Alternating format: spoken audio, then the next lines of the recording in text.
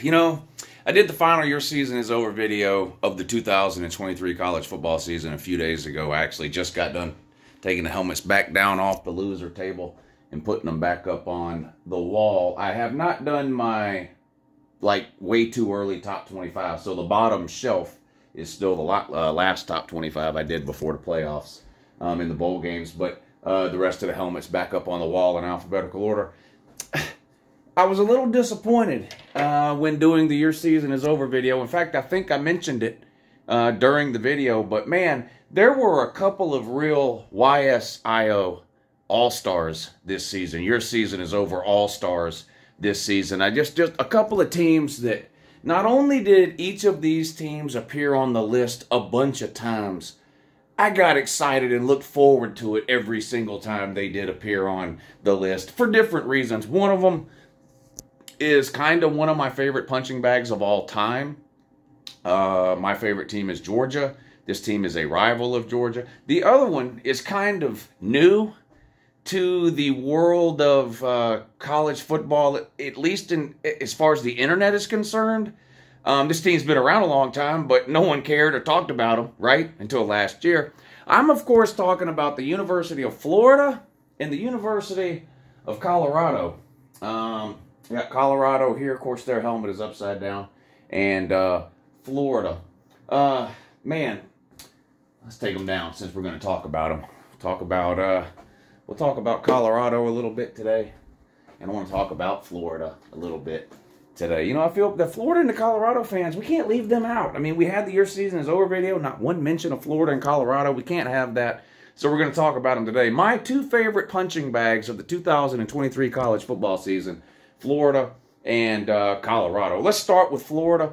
Third-year head coach, second year, going into his third year. They had a second-year coach in Billy Napier. He had a losing season his first year at Florida. He follows that up this year with an even worse losing season. They were 6-6 last year, then lost their bowl game to finish 6-7. This year, they weren't even good enough to lose in a bowl game. They went 5-7. They took a step back year two under Billy Napier. Just a horrific season for Florida by any standard, unless you want to go back to the 60s and 70s. Florida has not had a run as bad as what they're on now in over 50 years.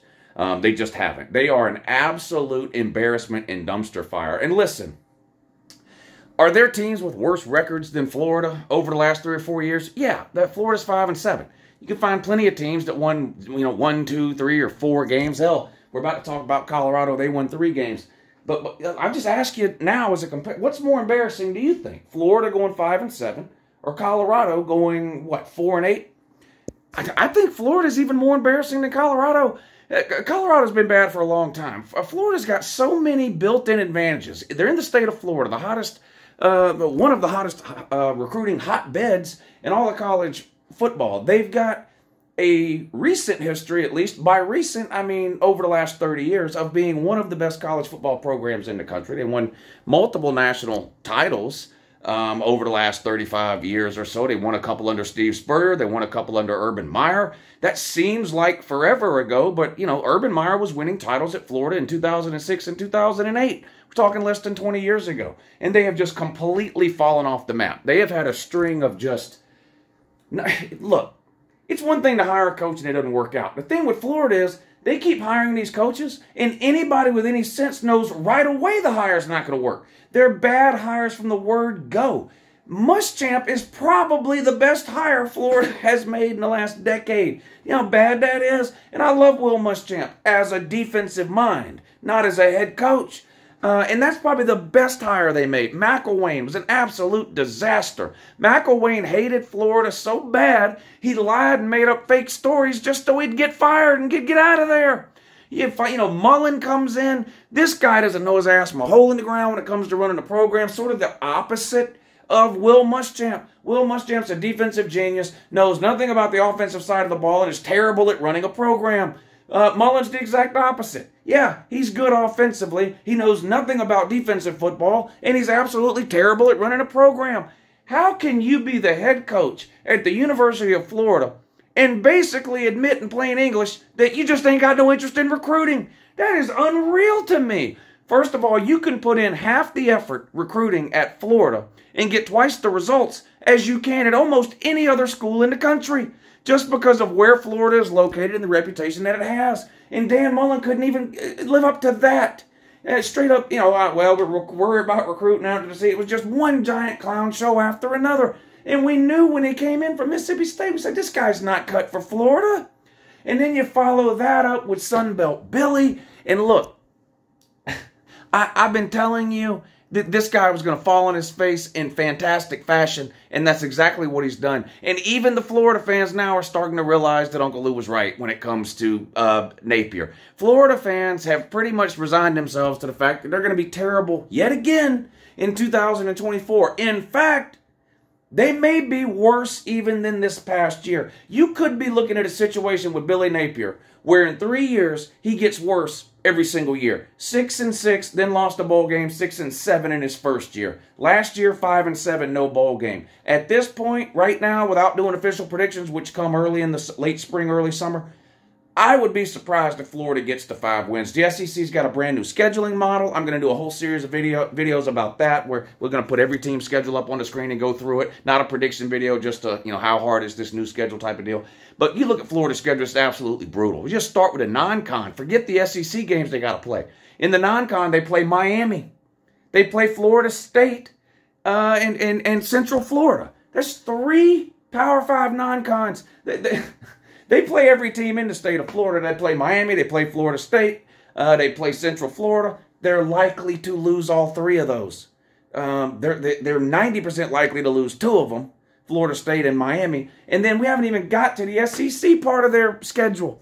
The last, again, I'm going to do a video on it, but if you want to have some fun, look up Florida's schedule and just look at the last month of the season. Look at their last 5 or 6 games. It's like Georgia, LSU, I think they're either Texas or Oklahoma, whichever one. I mean, it's just an absolute gauntlet. They're probably going to lose 5, maybe 6 games in a row to end the season. Never mind the first half. It's just an absolutely brutal schedule. So they're looking at a situation where they had a losing record in Dan Mullen's last year. They've now had a losing record in each of Billy Napier's first 2 years. That's 3 losing seasons in a row for Florida. And then this year coming up, 2024, I'm willing to bet it's going to be another losing season. That's going to be 4 straight losing seasons for the University of Florida. That would have been unimaginable to say even 10 years ago, 15 years ago. It would have been completely unimaginable to even think that Florida might have not 1 losing season, but 4 in a row. Whoever you're a fan of, whatever team, no matter how good or bad they are today, no matter how good or bad they have been over the course of time,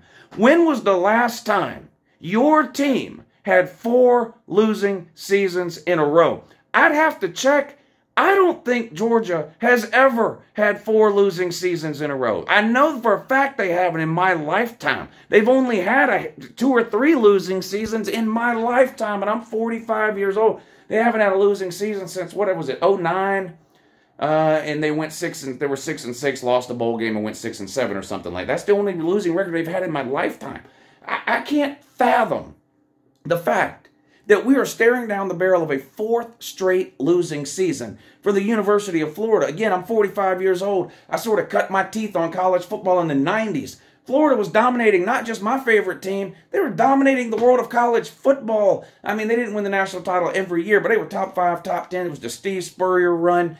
They had a little bit of a down slope after that, but then Urban Meyer comes in and wins 2 national titles in 3 years. Florida looked like an unstoppable force in the world of college football, and they have just completely fallen off the map. They can't recruit. They can't coach or develop. They're getting humiliated year in and year out by their rivals. They've lost to LSU something like 8 of the last 10, 7 of the last 10. They've lost to Georgia 6 of the last 7. Florida State owns them. I mean, Florida State is in a way better position program-wise right now than Florida is. And let's be real. Florida is going to be looking for a head coach towards the end of next season. After, I don't know if, around time the Georgia game is around Halloween, end of October, beginning of November. A lot of teams now, if they're going to fire their coach, they like to do it early in November to get a head start on early signing day and all that. Billy Napier will not be the head coach at Florida in 2025. It has been an absolute disaster And like I said, anybody with a brain could have seen that coming. And it hurt my feelings that we didn't get to point and laugh at Florida in the last year season is over video of the year. So I decided to make a second video here for the sole purpose of pointing and laughing at them. And Colorado. Now, Colorado went 4-8. That in and of itself is not that embarrassing because Colorado's been a really bad team for a really long time. They won half a national title in 1990. They donated it to their to the Little Sisters of the Poor, Georgia Tech. They donated the other half to the Little Sisters of the Poor, Georgia Tech, back in 1990. The last time either one of those two teams mattered at all in the world of college football. So it's not necessarily embarrassing in and of itself that a team like Colorado would go 4-8. And to be honest, that's not why they were one of my favorite punching bags this year. The fact that they went 4-8 really had very little to do with why it was so much fun to point and laugh at Colorado all season long. In fact, it's not even really Colorado that it was fun to point and laugh at. It's not even Colorado fans that it was necessarily fun to point and laugh at. Because, well, there ain't very many Colorado fans. And the actual real Colorado fans, when I say real Colorado fans, what I mean is people who were fans of Colorado 2 years ago, 3 years ago, and 4 years ago. Not people who just discovered Colorado had a football team the same day it was announced that Deion was getting the job. That's what made Colorado such a fun punching bag in 2023. Not really Colorado. Not really the fact that Colorado went 4-8, losing 7 of their last 8 games. Not even really any of that. It was the Deion fans. That's what made Colorado such a fun and interesting punching bag for Uncle Lou this season. I could have made a video this year every single day of the week with the word Colorado in it or the word Deion in it, and it would have got tens of thousands of views, and I could have pointed and laughed at them every single day all season long. And there are some content creators that took advantage of that fish in a barrel. I didn't do that. I tried to avoid that. Now, I made a handful of Colorado videos, just like I made a handful of videos about any random helmet you want to point to on this wall. But I did try real hard not to take advantage of the free money that was available to content creators by talking about Colorado ad infinitum this past season. Nevertheless, anytime there was a legitimate opportunity to talk about Colorado, Uncle Lou did take advantage of it, I'm not going to lie. Anytime they did something extraordinarily stupid, I was there to point and laugh. And the Deion fans were there to sort of prove my point. The absolute dumbest bunch of pretend college football fans Uncle Lou has ever seen. Now, I know what you're thinking. What about Alabama fans? They're all bandwagoners. They don't really care about football. They used to love NASCAR. They only became Alabama fans because Nick Saban started winning a bunch of titles. That's true. But that happened about 10 years ago. And in the 10 years that has come since then, they have developed a little bit of a football IQ. Not the Deion Sanders stan. The Deion Sanders stan, the Deion nut huggers, the Deion dingleberries, these grown men that are running around sniffing the taint of the highest paid team mom in sports history, Deion Sanders, have absolutely no idea about anything college football related. They're not college football fans. They are NFL fans. They are NBA fans. And yes, I'll say it again. This pissed a lot of people off when I said it the first time. I'm going to say it again because we have had now 12 months. It's been 12 months since Deion was hired at Colorado. I've got 12 months of proof and evidence that this is a 100% factual statement. There are some people that are only fans of Deion or Colorado or Deion and pretending to be fans of Colorado. They are only in that group because they're fans of black people. It's just a reality, okay? If Deion Sanders was white, there are certain people, not everybody, not every Colorado fan, not every Deion fan, but there are some that if everything else about Colorado and Deion Sanders was exactly the same, except he was white, they wouldn't know who he was. They wouldn't know he was the coach at Colorado. They wouldn't be pretending to be Colorado or college basketball fans. And all of those things, the fact that Colorado was terrible, the fact that these idiots ran around all offseason and even the first month of the season pretending that Colorado was going to win the Pac-12 or make the playoff or anything like that, the fact that those people made complete fools of themselves really going on an entire calendar year now, but specifically leading up to the season in the first month of the season, is why it has been so much fun to point and laugh at Colorado fans, and Deion stands for this entire season. And they have been one of Uncle Lou's favorite punching bags alongside the Florida Gators. Now, to Colorado's credit, they did start the season better than almost anybody thought they would, with the exception of the Deion stands, who thought they were going 100-0, winning 19 Heisman trophies in one season somehow, and winning the National Football, or the College Football National Championship. But really, even if you go back and look at the first month of the season, outside of that TCU win in week 1, nothing they really did was impressive all year long. Nebraska was an absolute dumpster fire year 1 under Matt Rule. Their quarterback situation was so bad it didn't even exist.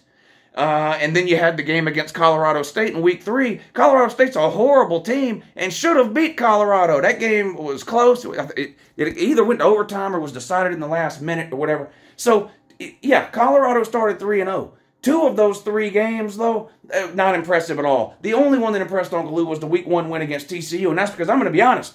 The fact that Colorado could take the field without tripping over themselves impressed me, never mind the fact that they managed to beat a Power 5 team in TCU. But then the wheels fall off. They got beat by 225 points when they played against Oregon. They got beat by 125 points when they played against Southern Cal. And they got beat by 75 points when they played against everybody else on their schedule, with the exception of, I think, one of the Arizona teams that they lucked up and got a win over. Then they finished 4-8, absolutely terrible. And what we start to hear from the Deion stands, they changed their tune real quick. They went from 100-0, 19 Heisman's, national title. They changed off of that around the middle of October once the losing streak started. What did they start saying? Wait till the offseason. Wait till the offseason. This is about to be recruiting like you've never seen. Wait till you see the recruiting class he signs. Well, he didn't sign a recruiting class. He doesn't even recruit. He hates recruiting. You idiots don't even know the difference between recruiting and transfer portal. There are 2 different lists. There's a recruiting class and there's a portal class. Colorado's recruiting class is in the hundreds. The guys sign like 4 or 5 high school kids. That's it. Nobody wants to go there. You know who wants to go play at Colorado? 3 and 4 stars who go to a real school with a real coach aren't good enough to get on the field, so then they look to transfer to Colorado. So yeah, Colorado will have another offseason where they sign 45 transfers. Breaking news. You're never building a successful program that way. It's not going to happen. Here's more breaking news for you Deion stands. Y'all are going to have to find a new team to pretend to root for after this season. Deion's not sticking around at Colorado once Shador's gone off to the NFL, which he should be gone off to the NFL right now, but his dad won't let him. Why? Dad wants to coach more. And without a quarterback, without Shador, he's not going to coach. So this is his last year in Colorado. It's not going to be much better than last year. It may be a little bit better. They're moving to an easier conference. The Pac-12 last year was one of the toughest conferences in the country. They're moving out of that, obviously, into the Big 12. The Big 12, I think, is going to be one of the weakest conferences in the country this year. They've lost Texas and Oklahoma.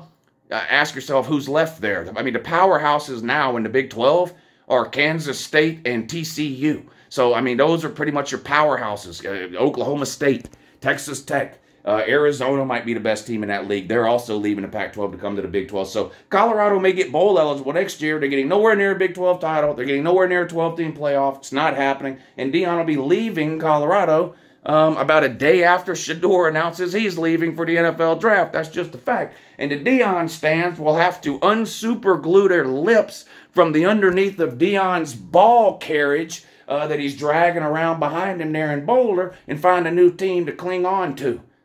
I'll be waiting to find out which team that is so I can continue the Point and Laugh Festival that is Deion Sanders. Anyway, there you go. 2 of my favorite teams to point and laugh at this year. 2 absolute train wrecks combined.